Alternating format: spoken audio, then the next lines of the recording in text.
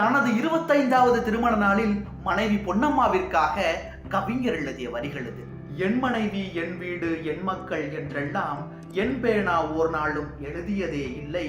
ஆனாலும் எனையன்று ஆள வந்த சீமாட்டி தன்னை புகழ்ந்துரைக்க தருணம் இது வந்ததென்று.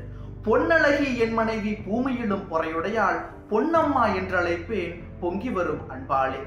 அன்னையென எனை நாளும் ஆதரிக்கும் நலமுடையாள், பொன்னழகு இளையனினும் பொங்கி வரும் குணத்தழகு. தாளையாம் பூமுடித்து தடம் பார்த்து நடை நடந்து, தாளையாம் பூமுடித்து தடம் பார்த்து நடை நடந்து, வாழையிலை போல எந்தன் வாசலுக்கு வந்தமையில் மானமே ஆடைகளாய், மரியாதை அணிமணியாய், நாணமாம் காலெடுத்து நடந்து வந்த வண்ணமலர். காதோரம் பொய் பேசி கண்ணெதிரே தீங்கிழைத்து, சேதாரமாகி மனம் சிதைந்து விட செய்யாமல் ஆதாரமாக நிற்கும் அன்பு பெரும் பரிசு. பெண் என்றால் என்னவென்று பெரிதும் அறிந்த பின்பே பொன்னம்மா என்னவென்று புத்தியில் நான் கண்டுகொண்டேன். பட்டக்கடன் கொஞ்சமல்ல, பரிதவிப்பும் கொஞ்சமல்ல, கெட்ட கதை கொஞ்சமல்ல, கீழ்நிலையும் கொஞ்சமல்ல, தற்கொலைக்கு நான் முயன்ற சரித்திரம் கொஞ்சமல்ல.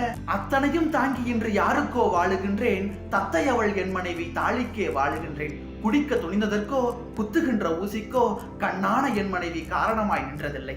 அத்தை மகளல்ல, அந்நியன்தான் என்றாலும் சத்தியத்தில் வந்துதித்த சமத்துவ குலமகள்தான் பொன்னம்மாள். சமையல் என்றால் பூமியெல்லாம் வாசம் வரும். தக்காளி பச்சடியும் சாம்பாரும் காய்கறியும் கொத்தமல்லி சட்டினியும் கோவைக்காய் பொரியலுமாய் அள்ளி அள்ளி வைத்து என்னை அருகிருந்து பார்த்த மகள். சீர்வரிசை ஒன்றுமில்லை, சீதனங்கள் ஏதுமில்லை, பேர்வரிசை ஒன்றினையே பெட்டகமாய் கொண்டு வந்தாள். சீர்வரிசை ஒன்றுமில்லை, சீதனங்கள் ஏதுமில்லை, பேர்வரிசை ஒன்றினையே பெட்டகமாய் கொண்டு வந்தாள்.